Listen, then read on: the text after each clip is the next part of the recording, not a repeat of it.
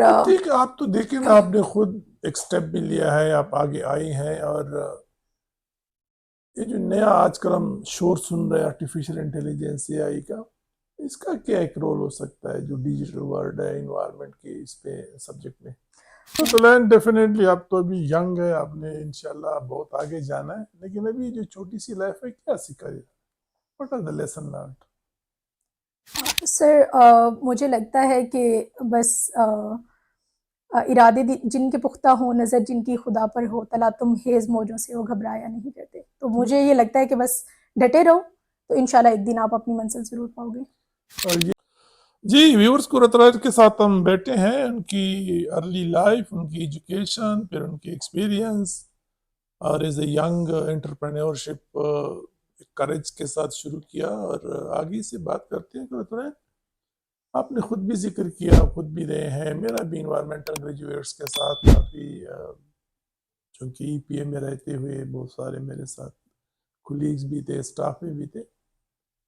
क्या कहेंगे यंग जो हमारा जो ग्रेजुएट फील्ड में आ रहे हैं, इस फील्ड में कोई स्कोप है, नहीं है, कैसे लगता है आपको? सर ये आपने बहुत पिन पॉइंट किया है एक चीज़ को। एक्चुअली मैं बहुत ऑनेस्टली बताऊँ तो मैं आर्म्ड फोर्सेस को जॉइन करना चाहती थी स्टार्ट से ही। लाइक जब मैंने स्टार्ट की अपनी यूनिवर्सिटी, तो उसके बाद मैंने सोचा यही था कि मैं फोर्सेस की साइड पे जाऊंगी, क्योंकि क्लाइमेट चेंज का सब्जेक्ट नेशनल नहीं है, ये इंटरनेशनल है, क्योंकि क्रॉस बाउंड्री जो मूवमेंट्स होती हैं उनका भी काफ़ी इम्पैक्ट आता है। तो जब मैंने एक्सप्लोर किया तो इन्वायरमेंटल साइंसेस की कोई जॉब्स जो है वो आर्मी में उस तरह से नहीं आती हैं, और गर्ल्स के लिए स्पेशली मुझे कोई वैकेंसी नहीं दिखी।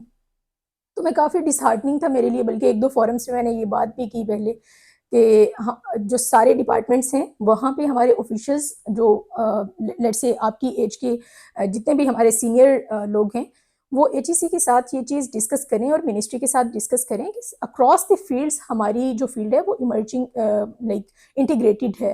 लेट्स से कि हम स्ट्रेटेजिक इन्वायरमेंटल असेसमेंट पढ़ते हैं, हम इन्वायरमेंटल इम्पैक्ट असेसमेंट पढ़ते हैं, हम प्रोजेक्ट मैनेजमेंट पढ़ते हैं, हम क्लाइमेट फाइनेंस पढ़ते हैं। तो हम काफ़ी ऐसे सब्जेक्ट्स हैं जो पढ़ते हैं, जो प्लानिंग एंड जो लाइक प्रोजेक्ट प्लानिंग में भी वर्क कर सकती है। तो समहाउ मुझे लगता है कि हमारी फील्ड का उस तरह से स्कोप नहीं है। इवन जो क्लाइमेट चेंज की डोमेन है उसके अंदर भी क्लाइमेट चेंज और इन्वायरमेंटल साइंसेस के बच्चों से ज़्यादा वो इंजीनियर्स को प्रेफरेंस जो है वो ज़्यादा मिल रही होती है।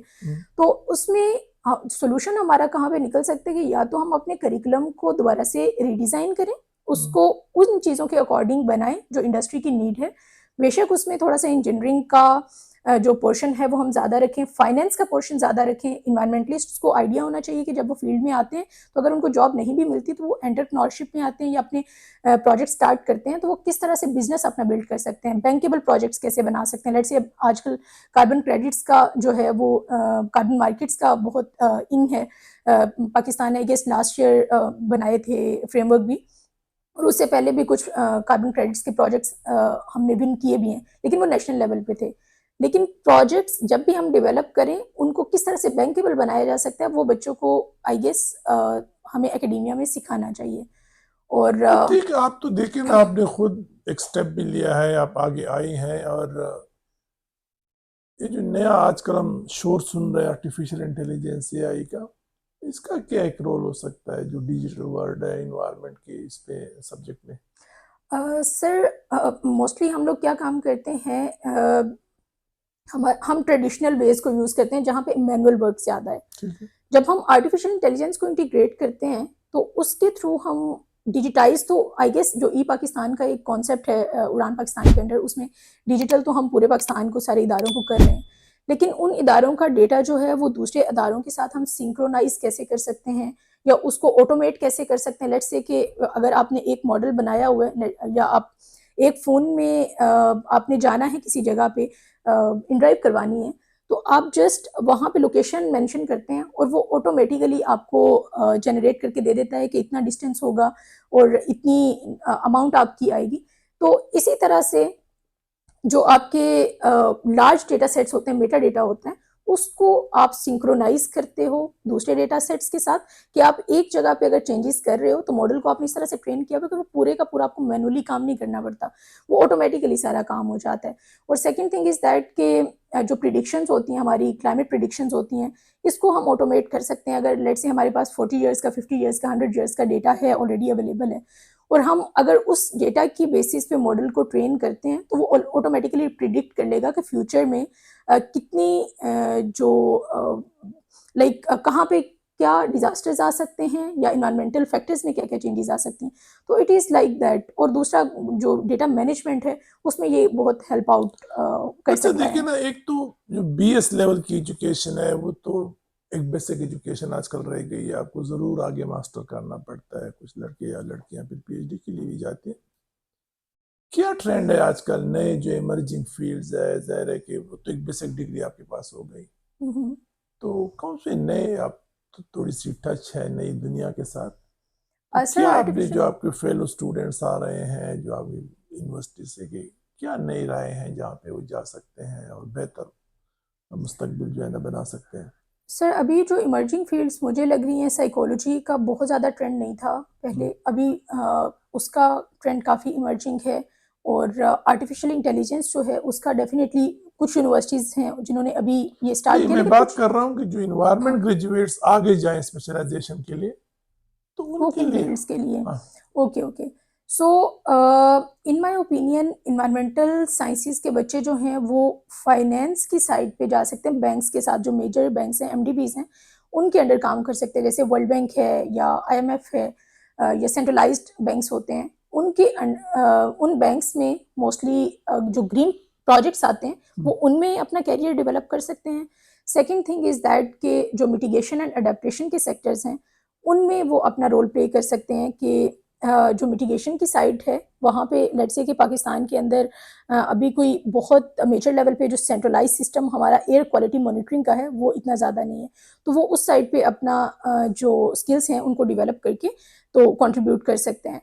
और थर्ड थिंग इज़ कि अडेप्टेशन की साइड पे अगर जाते हैं या टेंजिबल प्रोजेक्ट्स की साइड पे जाते हैं तो वो अपने प्रोजेक्ट्स को डेवलप कर सकते हैं। और मुझे लगता है कि जैसे पाकिस्तान को पहले नीड थी, जैसे अभी ग्लोबल ये चल रहा है सिनेरियो, जो पॉलिटिकल कंडीशन है एटम बॉम्ब और इन चीज़ों की, तो उस टाइम पे जो नीड थी उस टाइम के अकॉर्डिंग हमने वो चीज़ डेवलप की। अभी मुझे लगता है कि हमारे पास जो स्पेस साइंसेज है उसमें काफ़ी ज़्यादा वर्क करने की ज़रूरत है, क्योंकि हम सैटेलाइट का जो डेटा है वो मोस्टली जो ग्लोबल क्लाइमेट मॉडल्स हैं या रीजनल क्लाइमेट मॉडल्स हैं वो हम वही यूटिलाइज करते हैं जो ग्लोबल नॉर्थ में डेवलप हुए हैं, उन्हीं को हम परचेज करके उन्हीं पे अपने डेटा को रन करते हैं। तो हमें अपनी जो स्पेस के मिशन है उसको थोड़ा सा एक्सपीडाइट करना चाहिए, स्ट्रेंथन करना चाहिए, और इन्वायरमेंटल के तो बच्चे जो हैं देखिए वो ना, साइड पे भी एक आ तो सकते हैं। जो जो मैंने देखा है कि जो ट्रेडिशनल इन्वायरमेंटल ग्रेजुएट्स है ना, उनके पास स्किल नहीं होता। एक आपका डिग्री है, एक बिल्कुल आपका कि आपके पास कोई हुनर है, बिल्कुल। और जिस तरह आपने बात की कि वो क्यों अभी पीछे रह जाते हैं। फॉर एग्जांपल अगर लेबोरेटरी मॉनिटरिंग है तो एक केमिस्ट के पास स्किल है कि वो मॉनिटरिंग कर सकता है, जी एयर जी। वाटर क्वालिटी एनालिसिस, लेकिन इन्वायरमेंटलिस्ट के पास उस लेवल का स्किल नहीं होता। सर वैसे तो इसलिए लैब्स इन में करवाते हैं हम। इन्वायरमेंटल नहीं, मैं आप जो सवाल की तरफ आता हूँ, जी तो जी। ये है कि कौन से स्किल होने चाहिए इस फील्ड में आगे जाने के लिए। फॉर एग्जांपल कंप्यूटर का आपका बड़ा स्ट्रांग ये होना चाहिए। फॉर बिल्कुल। एग्जांपल आप जीआईएस भी एक स्किल है, डेटा एनालिसिस वगैरह जो आप करते हैं, तो कौन सी स्किल आप जो यंग जनरेशन है उनको रिकमेंड करेंगे कि भाई ये आपकी डिग्री के साथ साथ जो अलाइन करती हैं। अलाइन करती है, ये स्किल बिल्कुल। आपने जरूर सीखनी है? सर सबसे पहले मैं हमेशा अपने प्रोग्राम्स में भी यही कहती हूँ कि जो भी स्टूडेंट्स हैं या यंगस्टर्स हैं उनको अपने आप को एक्सप्लोर करना चाहिए कि उनकी जो एक्सपर्टीज़ हैं या इंटरेस्ट हैं वो किस साइड पे बनते हैं। कुछ लोग जो हैं वो डिजिटल काम जो है वो ज़्यादा पसंद करते हैं, कुछ लोग जो हैं वो लैब बेस्ड काम ज़्यादा पसंद करते हैं, और कुछ लोग ऐसे होते हैं जिनको फील्ड वर्क ज़्यादा पसंद होता है, कुछ लोग जो हैं वो पावर पोजिशंस पे जाना, लीडरशिप रोल्स में ज़्यादा पसंद करते हैं। तो सबसे पहली जो बात है वो exploration of like our self है, कि वो अपने आप को एक्सप्लोर करें कि वो किस डोमेन में जाना चाहते हैं। उसके बाद फिर सेकंड पॉइंट ये आता है कि आपने जैसे बात की लैब की, अब बहुत सी यूनिवर्सिटीज़ ऐसी हैं जहाँ पे इंक्यूबेशन सेंटर्स भी नहीं होते और वहाँ पे लेबॉर्ट्रीज़ भी उस तरह से इतनी डेवलप नहीं होती, लेकिन कुछ यूनिवर्सिटीज़ ऐसी हैं जहाँ पे बहुत हाई लेवल की लेबॉर्ट्रीज़ अवेलेबल होती हैं जो दूसरी यूनिवर्सिटीज़ को भी फैसिलिटेट कर रही होती हैं, और उनके अपने स्पिन ऑफ्स भी हैं, उनके अपनी जो बिजनेसेस भी हैं उन्होंने डेवलप किए हुए हैं जो कम्युनिटी के लिए और गवर्नमेंट के लिए भी लाइक वो वर्क कर रहे हैं। तो उसमें यही चीज़ हो सकती है कि हम वाटर का क्राइसिस काफ़ी ज़्यादा है पाकिस्तान में या फिर ओवरऑल वर्ल्ड में भी, तो वो वाटर मॉनिटरिंग जो है वो डेफिनेटली लैब्स में हमारी लैब्स होती हैं, वहाँ पे उसको अपने आप को इक्विप करें, फिर वो देखें कि हाइड्रोलॉजी की कौन सी लैब्स ऐसी हैं जो उनके नियर बाई एरिया में, वहाँ पे जाके वो इंटर्नशिप्स कर सकते हैं, हैंड्स ऑन एक्सपीरियंस ले सकते हैं, और उसके बाद वो अपनी लैब्स जो है वो भी बिल्ड कर सकते हैं। सस्टेनेबिलिटी आजकल बहुत एक टर्म यूज होता है, आपका एक्सपीरियंस है? जी सर, बिल्कुल सस्टेनेबिलिटी जो एसडीजीज हैं उनके अराउंड हमने 2 फेलोशिप प्रोग्राम्स किए हैं। हाँ, तो जी, जी। सस्टेनेबिलिटी का सुना है कि इसकी आजकल डिमांड बहुत आ रही है, कि क्योंकि बहुत सारे इदारों ने जो है ना अपने आप को एसडीजीज की कंप्लायंस का शो करना है, और उस हवाले से कोई ओपनिंग जो है ना कहते हैं कि बेहतर है। जी, बिल्कुल, जो ईएसजी कंप्लायंसेस हैं उनकी साइड पे डेफ़िनेटली हम सस्टेनेबिलिटी एक उसका पिलर है, उसको इंटीग्रेट कर रहे होते हैं और ये मैंडेटरी भी कर दिया है। और सेकंड अभी जो last year state bank of Pakistan ने ग्रीन टैक्सोनॉमी एक जो है वो अपना डॉक्यूमेंट लॉन्च किया था, उसमें भी यही चीज़ है कि आपके इदारे किस तरह से अपने आप को वो सस्टेनेबल बना सकते हैं। उसके अलावा बिल्डिंग कोड्स आजकल आ रहे हैं, और जो मेन पॉइंट आपका है कि इदारे जो हैं वो सस्टेनेबल क्यों हो रहे हैं, इदारे लाइक इंडस्ट्रीज हो सकते हैं, बिजनेसेस हो सकते हैं। अभी कुछ टाइम पहले यूरोप ने अपने मुल्क में आने वाली इंपोर्ट्स के ऊपर सीबैम लगाने का एक अनाउंसमेंट की थी, कार्बन बॉर्डर एडजस्टमेंट मैकेनिज्म। उसमें ये होता है कि आप कोई भी कंट्री कोई चीज़ मैन्युफैक्चर कर रही है, अगर वो हाई कार्बन मैन्युफैक्चरिंग पैरामीटर्स को यूज़ कर रहे हैं और वो प्रोडक्ट जब इंटरनेशनल मार्केट में यूरोप में जाएगी तो वो उसके ऊपर लेवी लगाएंगे। लेकिन अगर वही चीज़ सस्टेनेबल प्रैक्टिसेस के थ्रू वो मैन्युफैक्चर कर रहे हैं और उसकी डिजिटल ट्विनिंग वो प्रिपेयर कर रहे हैं, और वो जब इंटरनेशनल मार्केट में जाएगी तो वो कंपैरेटिवली लोअर प्राइस पे होगी, उससे आपका बिजनेस और ज़्यादा बूस्ट करता है। तो इस चीज़ के अराउंड तो हमने लाइक पाकिस्तान में तकरीबन 1 डेढ़ साल मैंने अच्छा खासा इसके अच्छा, अराउंड काम ये किया जो है। ग्रीन टैक्सोनॉमी है स्टेट बैंक की, मेरे साथ भी शेयर की थी, but to be very honest मुझे मौका नहीं मिला उसको देखने का। क्या है इसमें?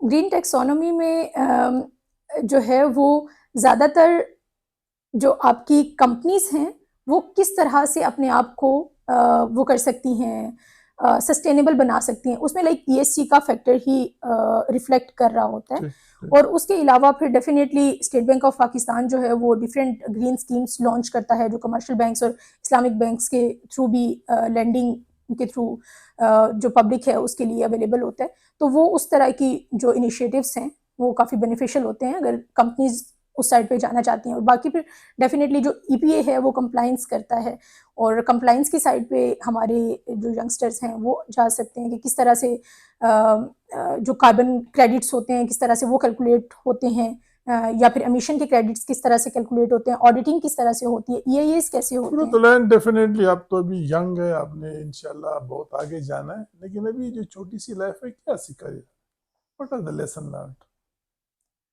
सर मुझे लगता है कि बस इरादे जिनके पुख्ता हो, नज़र जिनकी खुदा पर हो, तला तुम हेज़ मौजों से हो, घबराया नहीं करते। तो मुझे ये लगता है कि बस डटे रहो, तो इंशाल्लाह एक दिन आप अपनी मंजिल ज़रूर पाओगे। और यही मैसेज देंगे आप हमारी यंग जनरेशन को? जी, जी, श्योर। मैं बस उनको भी यही कहूँगी कि अपने विज़न को स्ट्रॉन्ग रखें and surround yourself with strong minded people. अपना टाइम जो है वो उस तरह के लोगों में गुज़ारें जहाँ आपको सीखने को ज़्यादा चीज़ें मिलें, और अपनी जो गोल है वो बहुत स्पेसिफिक रखें और उसको टारगेट करके उसके अकॉर्डिंग अपने प्लान्स बनाएं, and one day you will achieve all those goals. Thank you very much Qurratulain, and thank you viewers to be with us. बड़े पते की बात की कि डटे रहो अपनी फील्ड में, एक दिन आप मंजिल पे पहुंच जाएंगे। Thank you very much.